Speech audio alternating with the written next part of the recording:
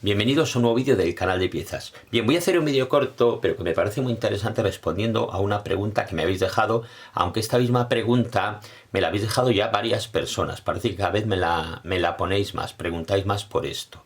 Pero bueno, esto también es un problema que vemos cada vez más en el taller.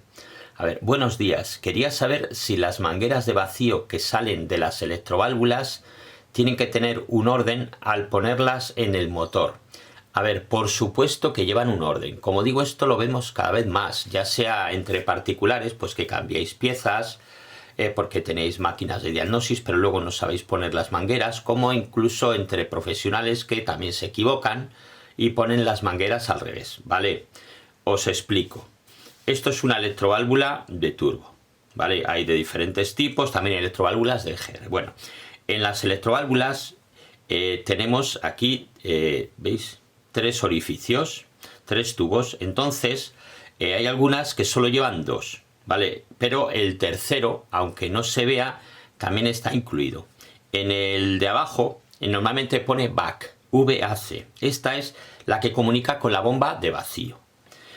La siguiente, que sería esta es la que comunica con el actuador del turbo. Si es una electroválvula de EGR, pues este manguito comunicará con la EGR, ¿vale? Cuando son neumáticas. Y luego este otro es para liberar ese vacío. Claro, para liberar el vacío que se crea dentro se necesita presión atmosférica. Por eso se conoce como el tubo de presión atmosférica, ¿vale?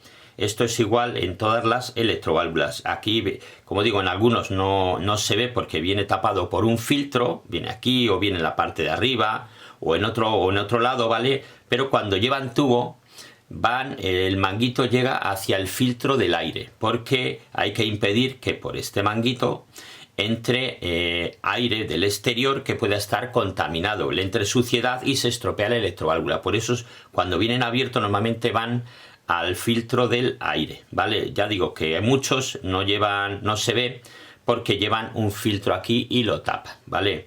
Tenéis que poner, como digo, las mangueras en este orden. Si las ponéis al revés, empiezan los problemas. Ya digo, cada vez me lo preguntáis más, pero también lo veo más en el taller. Coches que han perdido potencia porque alguna de las mangueras estaba instalada al revés, ¿vale? Bueno, aquí os dejo este vídeo cortito. Si os ha sido de utilidad, pues no olvidéis dar un like y suscribiros al canal.